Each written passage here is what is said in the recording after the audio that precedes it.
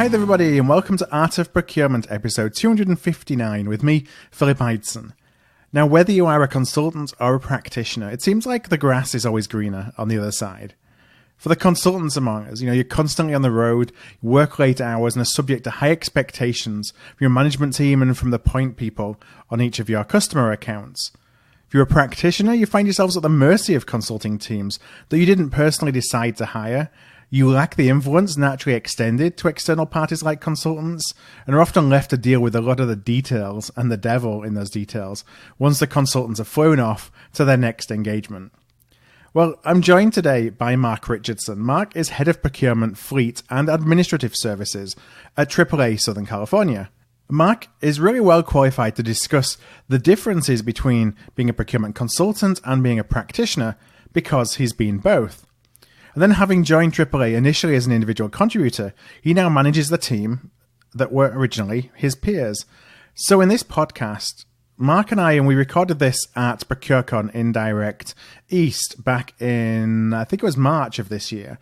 In the pod, Mark addresses the challenges of one, making the transition from consultant to practitioner, and then secondly, making a transition from being a peer to a leader of that same group. Now, as we go into the podcast, as I often did, I asked Mark if he found procurement or if procurement found him. You know what, Phil, that's an interesting question that as I'm driving down the 405 freeway in California and I listen to your pod, I often think about how I'd answer that question. So I think absolutely, like many on the show, procurement found me. Mm-hmm. I graduated I started off as a math major in college, switched to a business major because I wanted it to be something more applied. Yeah.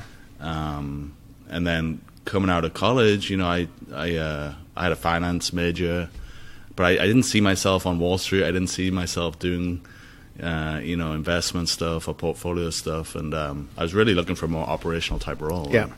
And, I'd moved to California at the time, Southern California, and started pinging my resume everywhere, as you do at that age, just graduating. And sure enough, I got a call from what turned out to be a boutique consulting firm, which, taking that role was probably the best decision I've made. At that entry, like at that first role in consulting, what other kind of stuff were you doing? Was it analytics, spend analysis? It's funny, even to this day, I still say that, the devil is in the detail, right, when it comes to procurement, and making sure you understand the different aspects of a spend category is key. So, quite frankly, at that time, it was a lot of data entry. Yeah. Right? It was entering shipping patterns. It was entering refreshments into spreadsheets. And I think the tools and the technologies have obviously developed a lot more these days. Yeah. Both within that organization I was with and then just in general. But I learned a lot through that process. I understood pricing models and how SKU numbers worked and all of the basic stuff. So it was bit of everything. Yeah, one of the things I kind of worry about is that with technology, I want to be really careful, not to say technology is going to change the world or anything like that, because I do think it's about how we use it. But technology is going to start taking away some of those entry-level jobs, where those were the stepping stones, like the foundational knowledge for so many of us getting into procurement. I worry kind of what's going to happen when those roles don't exist, because it's hard to jump straight into a more strategic role in procurement. You kind of have to start somewhere. Yeah. If that doesn't exist, where do we pull talent from? Yeah. My thoughts on that are, not to discredit myself or anybody else who graduated way back when, but I find the graduates these days are coming out with a completely different skill set. Mm-hmm. Right? They were born with tablets and cell phones in their hands. They know how to utilize technology, how to use that to gain efficiencies.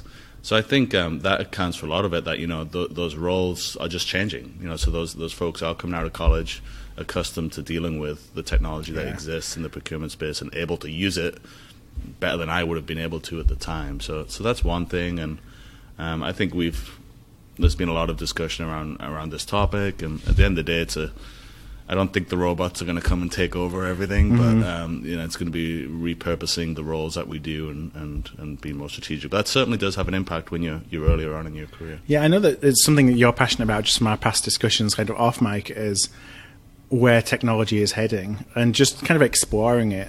And I don't think we have crystal balls necessarily, but I'm just interested, how do you kind of look from a pragmatic perspective as figuring out where technology is going, and then perhaps how to bring that back into a procurement environment? Absolutely. I mean, I think spending a few years in consulting bred efficiency into me right from day one. So I'm always looking for ways to bring efficiency to my operation, and then just being aware. I say to my sourcing consultants, who's kind of our internal name for commodity managers, that all roads lead to technology today, right? So whether that's my person who's focused on marketing, who's focused on HR, IT, they all need to be technologically competent when it comes to negotiating contracts. And that's a word of wisdom I would give to anybody out there, no matter what your category area in today's world. So a lot of it's just that, and the convergence of multiple technologies into the future is something that I think about. Don't get me wrong, there's still a lot of things that and every procurement organization, I think, has some just basic transactional stuff that we still need to get correct. But just having a general awareness as to what's coming will help me, deliver appropriate procurement service to my internal stakeholders. It's an important point about every category now has an element of technology. And before that, I think back to when I was a category lead, in categories such as HR and benefits and professional services. I really had no idea about technology, and I probably had no desire to learn about technology because technology wasn't so pervasive. But then as technology becomes like every service pretty much is delivered on a platform of technology, you have to have that as a foundation. Companies are thinking about it. Is everything now IT? Or do we need IT folks to come and help me as a professional services buyer or a HR buyer when there's an element of IT, or should we as professionals just inherently, that's the baseline now, we all have to understand technology? Yeah. I want to talk a little bit about the transition that you took from a consultant to practitioner. A lot of times I think the more typical path is from a practitioner to consultant. First of all, why did, as you're in a consulting environment, why did you then look and think, you know what, I actually would like to go into the practitioner side of things? What were the motivations in wanting to do that as a career choice?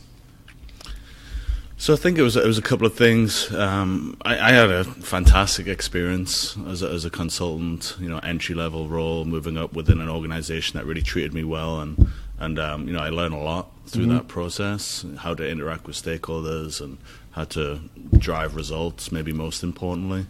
But the transition I made, quite frankly, at the time, I was starting a family. Yeah. So in the consulting world, you're on the road a lot, traveling. So that was a prime driver. I mean, I actually laugh. I got offered the role at AAA. I was literally in the hospital having my first child, and I got the call, and they were looking for a decision within 2 days, and I said, I kind of need a week. Having my first the priority here right now. Yeah, so and the timing just worked out in that regard, that I walked in from paternity leave, and then I made that transition. So the travel was one thing. I think just the opportunity to join a big organization, see what type of impact I could make for what is a $6.5 billion organization was exciting, household name. And then, just seeing what I didn't know about the procurement space. And, I found there's been a lot of differences from working internally at an organization compared to the outside delivery model. Yeah. So it was a combination of factors. So as you made that transition, was there anything that surprised you? The differences between working in a procurement environment as a practitioner versus a consultant? I think just the additional level of complexity on working internally. Whether it's the contracting process, internal approvals, the risk management process. There's a lot of things that, no matter how good you are as a consultant, you just don't get that deep. Right. And so being on the inside and having to work through risk management, work through legal, work through the vendor risk process to get a deal done, and not just expecting a contract to be signed overnight. Yeah. So that was the biggest challenge, I think. As a consultant, you think you deliver a final product and the contract comes back executed the next day, but there's a lot of things that go into that internally at a big and you have a lot organization. more. The leverage isn't the right word. I'm not quite sure what the right word is. But as you're a consultant, you're there and you're being paid, and people are a little bit more motivated to do things quicker. Or you're getting paid on an outcome, and so again, it kind of speeds up the process. When you're there as an employee, you're not always paid on outcomes. You're paid to perhaps move processes along. You're paid to take meetings, and there's not sometimes the urgency, is there, in coming to decisions and perhaps executing on decisions. I would say that's true. I've tried my best to maintain that consultant mindset internally, and I try and preach that to my team too. I mean, as I referenced earlier, we actually call my high-level sourcing team strategic sourcing consultants. Yeah. For that very reason, is I do see it's more of a consultative type of role as opposed to just managing a commodity. Yeah. So I try and maintain that mindset, but you're correct. Ultimately, when you're working for a consulting firm, that is the revenue of the organization. That obviously drives a different type of behavior. Do you feel that changing that naming convention to being a strategic sourcing consultant actually changes how they're seen within the business as well, and the role that they actually are bringing to the business? Yeah, I'm not going to take the credit for making the change. That change was actually done prior to me stepping into the role, but I liked it, and it actually attracted me. That was the role I actually moved to the organization in before moving up to a leadership role. So I think there's two things. Yeah, I think the consultative aspect is interesting. Has its downsides too. Sometimes my team will get asked, "Are you actually an employee here?" Yeah. Or are you literally? Are you an external consultant? Yeah. So that sometimes is a bit of a negative, but generally, I like it. And then job posting wise, sometimes it works against you. But right. Yeah. As somebody's thinking about making the move, into a practitioner side role when they may have been a consultant before, what kind of tips would you give them to actually make that transition a little bit easier? So I think these tips would apply, across the board for the most part. But I think as a consultant, there's a few things you need to do to be successful, right? You need to be able to build relationships and build relationships quickly. Clearly, you need to get results.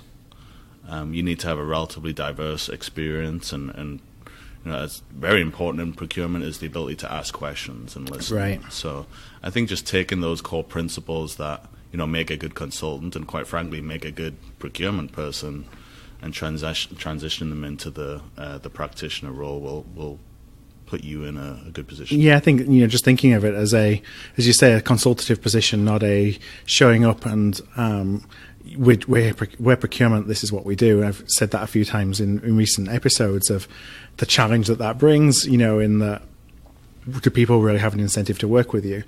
I think it's what you said there about asking questions. Asking questions all the time is so important to do the discovery. I think as a or if you come to it from a consultative perspective, you spend a lot more time on discovery than what you may do otherwise, because maybe you're coming in, you're already assuming without really knowing what the stakeholder needs. I think that's one of the benefits of going through that consultative process.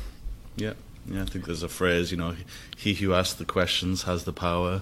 So I know you're asking me questions today, Phil, so maybe you have the power. Yeah, well, just wait until I'm in a session that you're in the audience and you can get your own back. So we talked about applying the consultative mindset, generally to procurement. What I'd love to do is get into some specifics. Obviously, you can't share details that are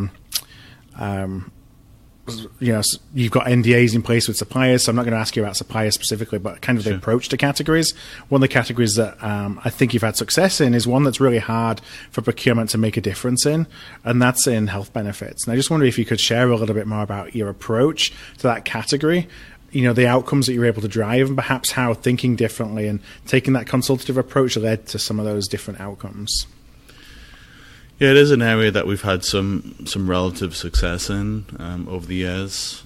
I think the approach, it was interesting. Again, I'll credit my predecessor for literally getting me a seat at the table. And my first day in the role at AAA, I was sat in a room with our HR benefits leaders and our external broker, kind of understanding about our benefits plans and our dental plans and how that all works. And quite frankly, Phil, at that point, I this is not an exaggeration. I barely knew the difference between an HMO and a PPO and what that actually meant. Yeah, being us Brits, we have no idea until you get here. Do you how does this whole system work? Right. I'm not even really sure. I still know, even though I pay for it each month. Yeah, that's true. I didn't actually think about that. I guess I had two things working against me: being British, and not having to deal with a private healthcare system, and then just not having been in that world. So it's kind of intimidating. Big category, tens of millions of dollars, hundreds of millions of dollars, and so again, just that ability to be a sponge, to listen, to learn, ask what at the time were probably a lot of silly questions that were completely out of context and wrong, but that really helped me understand kind of the dynamics, and continuing to get that seat at the table, building the relationships with the benefit folks and the external partners. I learned a lot from the organizations, the vendor partners that we've had in that space too, whether that be our broker or whether that be the actual carriers and things like that. So I think that's an important point to make that we often miss because we are afraid of giving up our hand, to a supplier, because we're always thinking about not wanting to share too much information. But it's the value that some of those relationships with your suppliers and what you can gain from that, because they're willing to educate you on the market if it's something that you haven't necessarily bought before. And if you were doing it with more than one provider, so you're getting more of a whole picture, not just one biased view of the world, you can learn so much from your suppliers or from prospects. And I don't think we take advantage of that often enough. Yeah, it's a strategy I deploy a lot, actually. I don't think it has hurt me to this point. I mean, I look back over my career and I kind of chuckle sometimes that I've negotiated everything from ice cream to school bus routes to car batteries to healthcare, so very diverse. And, that ability to listen to your vendor partners, incumbent vendors, as well as potential new vendors. Obviously, those who have more to gain may be willing to help you and share more. But even your incumbents, a good procurement person knows how to expand the pie as opposed to shrinking the pie, right? So, or cutting the pie up. So I think I use that strategy a lot, and I'd encourage others to think about that. As you think about engaging in categories where you're not necessarily the subject matter expert, there's obviously you need to be able to provide to a stakeholder that you're going to bring some value, or else why would they want to work with you in the first place? I'm just wondering what are some of the things that are tactics or tools that you've utilized, and you can, thinking back to the health benefit example, to really convince the stakeholder that they should be seeing you as a true partner and not just somebody who's here to help them run a process or, be a nuisance and stop them from getting what they want to get. Yeah. So I think a lot of it is about, understanding what the currency of that stakeholder is, right? What is it that drives them? I read a book a while ago that I've always liked, which was, How to Influence Somebody Without Authority. Yeah. And I think that ability to understand what's driving them is key. Making sure that they understand that, they have a day job too, right? Negotiating with vendors, putting contracts in place, generally isn't the main focus of your stakeholders day to day. So emphasizing to them that, hey, I want you to be able to focus on, managing our HR population and our employees, and let me kind of take this burden from you, I guess, and get through the process is something that I've used a lot. So early in the conversation, you mentioned the fact that you came into AAA at the consultant level. You've obviously had the opportunity to step up now into the leadership role for the team. That's often a really difficult step to take. I wonder if you could share, because a lot of us face that. It was something that I faced as well in my career, and I'm not sure how well I did with that step up, to be honest with you.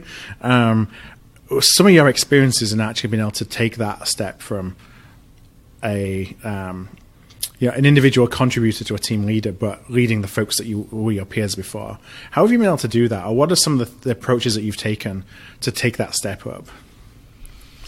Yeah, I think, first of all, compliments to my team. They really helped me through that process, particularly on the transactional side of the business, which I can get into in a second.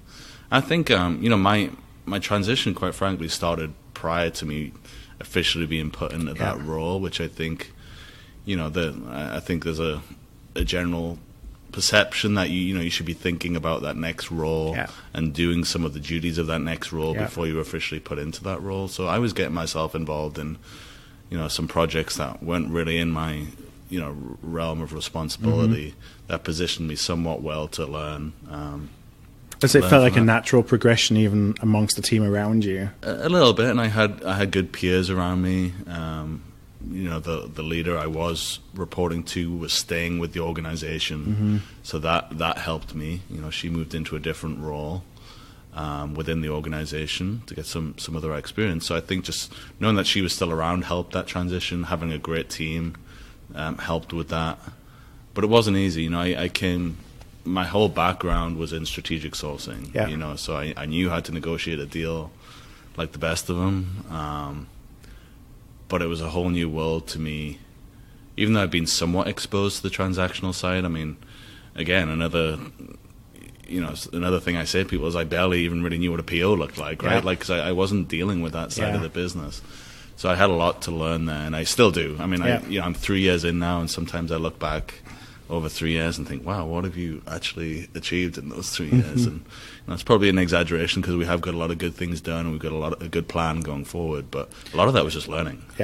And the team, I probably drove them crazy the first 6 months to a year because I was asking again a lot of questions on how does this work. Where I found it hard was it's hard not to, I probably made a mistake the first time I did this, it's almost like you want to be friends still with everybody. And so, but I'm always really big on culture. So I want everybody to be in an environment where they feel comfortable just telling me whatever they want to tell me. I don't really want to create a distance between me and my team, but it's hard to kind of create that space where sometimes you need it. And I think I struggled with that, to be honest, as I made the first step up. When I took the first role, like leadership role, there was no preparation, within my organization for how you did it. So I think I binge read like every How to Be a Manager book that was going and listened to every podcast I could put my hands on and things. Because nothing, I think, really fully prepares you for it, even though you think that you're prepared for it. And what you said then about learning new categories, like you suddenly, like I was never involved in the IT category as an individual contributor. It was always outsourcing, BPO, HR services. I did direct stuff, never did anything in IT. And all of a sudden you're managing a team where you have categories you know nothing about. And that was really tough for me because you're having to have those intelligent conversations with the CIO about IT, for me anyway, without having a clue what was going on. And so it's a really steep learning curve, I think. You kind of just want to create the environment where people give you a little bit of leeway as you're learning and growing in the role. And I'm pretty sure they did. I think they gave me a lot of leeway in the time frame, but no, thankfully we came through that. So one of the things I think you've been really successful in is building new goal structures, like aligning essentially the outcomes that you're delivering as an organization with what the business needs from you, not necessarily just showing up and being procurement, cost savings is everything, this is what we do. How have you kind of approached that and building something that's more of a balanced scorecard? Yes, I think I've took our previous goal structure and made a couple of tweaks to that over time. I think cost savings is always going to be a key part, savings and avoidance, but most procurement practitioners today recognize that we need to move beyond that as a function, and clearly the better organizations do that. So we have a heavy weighting around customer service, so internal customer satisfaction survey process that we do. How often do you survey?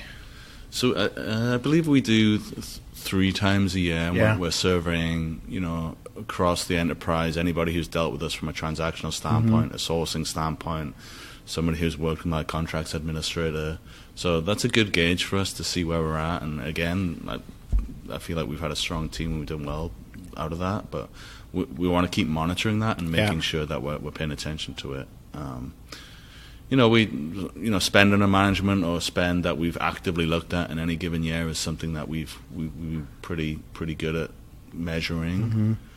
And then, as an insurance company in California, actually, we have some diversity, supply diversity requirements that we've been able to build into the goal structure. But I wouldn't say that, the goal structure is important, but I think if you can set up a good team that, trusts each other and, they'll get the job done. The goals will follow. And I found that, I don't think people are, even though they can see the goal, and making the goals visible is something that I feel really strongly about. Yeah. There's a couple of things as a leader that I've picked up in over the years. One is making sure that my team can access where we are at any given time from a goal standpoint, and then two is walking in, and my team will tell you this, January 2nd, knowing what our goal structure is for the year. Not waiting till 3 months into the year. So I feel very passionately about that somebody should enjoy the holidays, busy end of year, but then come in January 2nd and know, this is ready to go. This is what I got to get done this year, and that's easier said than done, of course.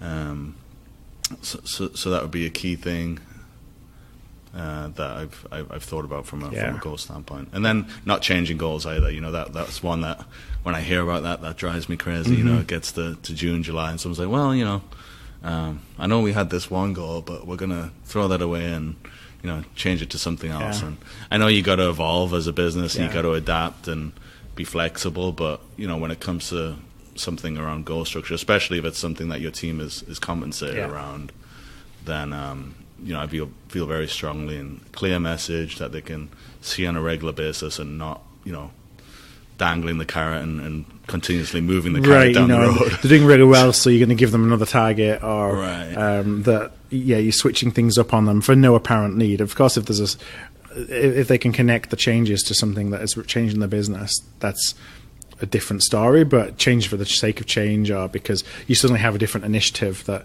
has come down and you're like, oh, I've got to reduce my suppliers by X number, and now you've got to go on supply reduction. You didn't have that 6 months ago, so you're actually putting strategies in place which maybe were the opposite of that. And don't get me wrong, we'll make those changes on an annual basis, right? Just not mid-year. Yeah, not in the middle of the year, and that'll give the team plenty of time to think about what's coming up. How do I adapt? And clearly, if there's critical things that need to get done in the year, we'll do them. They just won't be within the formal goal structure. Yeah. Well, Mark, I want to thank you so much for joining me on the pod. The last question that I have is easy one, as I always say. That's where, if anyone listener would like to reach out, connect with you directly, where would be the best place for them to find you? So like many, I'm pretty active on LinkedIn. I do have a bit of a rule, and you know this, Phil. Actually, I even yourself, I don't typically accept invites unless I've had some type of interaction with you. So I was fortunate enough to be able to grab lunch with you in California before you left. Yeah, then I didn't have to feel bad that you ignored my LinkedIn request. No, it's been a pleasure. So I'm definitely on LinkedIn, and if you want to shoot me a note through there, then we can connect outside of that. Okay, great. Well, Mark, thank you again for joining me, and it's been a pleasure kind of learning a little bit more about your journey and the journey at AAA. So really appreciate it. It was fantastic, and we didn't even get into any English soccer. No, well, that's probably good, because I could spend the next half an hour lamenting about my football team and end up in tears probably by the end of it. I'm not too far behind you. Yeah. Let me assure you. Thanks a lot, Mark. Appreciate it. Hi there. I want to thank you for tuning in to today's podcast. You can check out all of our back catalogue at artofprocurement.com/podcast, where you can also subscribe to our newsletter to make sure that you never miss an episode. And if you found value in today's show, I'd love if you would tell a peer, or perhaps go and rate and review by going to artofprocurement.com/review. Word of mouth really is the best way to help the podcast grow, and if you're able to do either one of those things, I would truly appreciate it.